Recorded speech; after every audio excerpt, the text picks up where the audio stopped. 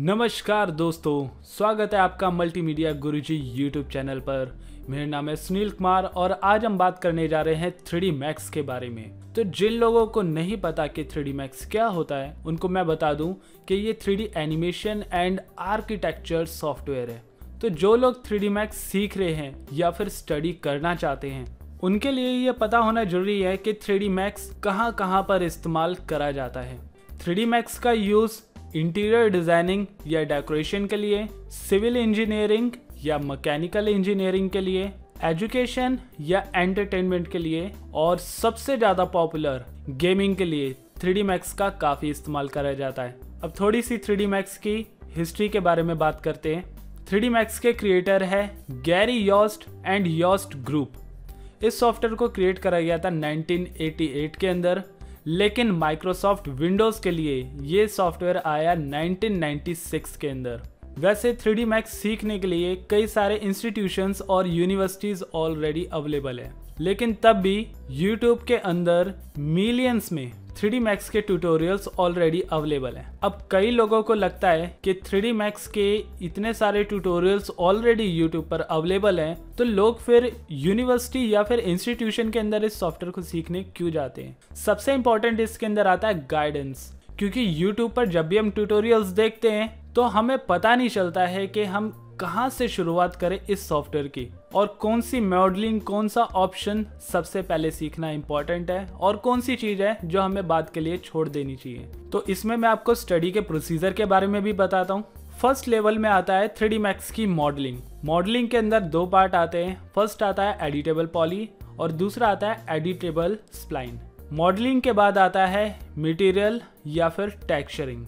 Texturing के बाद create करते हैं लाइटिंग, जो लेवल 3 पर है। लेवल 4 पर आ जाता है एनिमेशन और सबसे लास्ट में हम काम करते हैं रेंडरिंग के लिए, जिसे कई लोग आउटपुट भी कहते हैं, क्योंकि जो चीज़ें हम 3D Max के अंदर बना रहे हैं वो सभी डिवाइसेस के अंदर ओपन करना पॉसिबल नहीं है। तो इसी के लिए हम रेंडर का इस्तेमाल करते हैं ताकि दूसरे लोगों के पास हम अपनी डिज़ाइनिंग को प्रेजेंट कर सकें। तो 3D Max के इंट्रोडक्शन को ख़त्म करते हुए अब हम चलते हैं 3D Max के प्रैक्टिकल पर। यह है हमारा 3D Max सॉफ्टवेयर, जिसके अंदर सबसे टॉप पर आता है title bar. Then left hand side में एक 3D Max का आइकन आपको दिखाई देगा, जो है हमारा फाइल बटन। इस आइकन पर क्लिक करने पर आपको न्यू डॉक्यूमेंट बनाने के, उसको सेव करने के और उसको ओपन करने के देन अदर सभी ऑप्शंस आपको प्रोवाइड होंगे।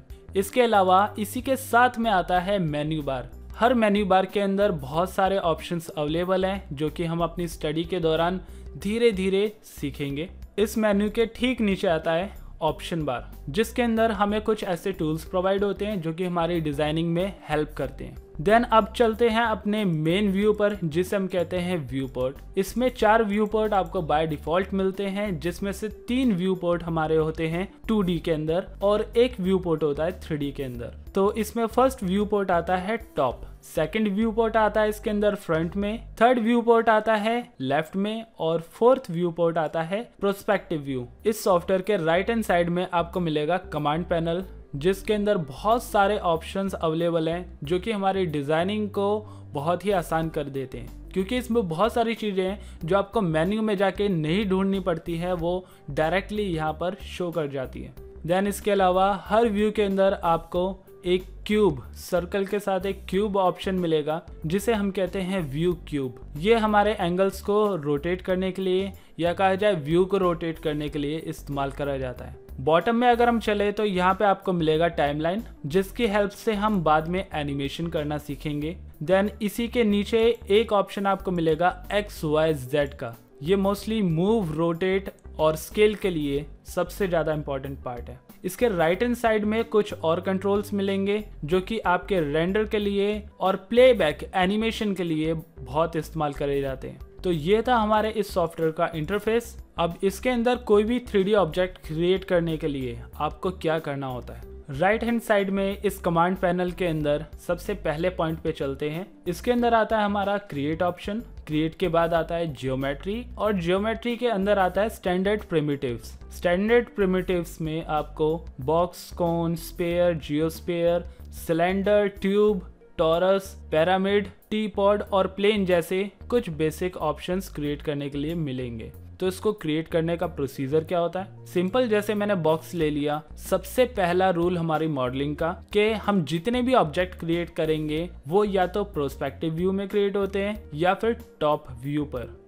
तो जैसे ही मैंने ये टॉप व्यू पर पहले बेस क्रिएट करा ड्रैग करके, देन क्लिक रिलीज करने के बाद जब मैंने ऊपर मूव करा तो मेरे इस बॉक्स की हाइट इंक्रीज हो गई।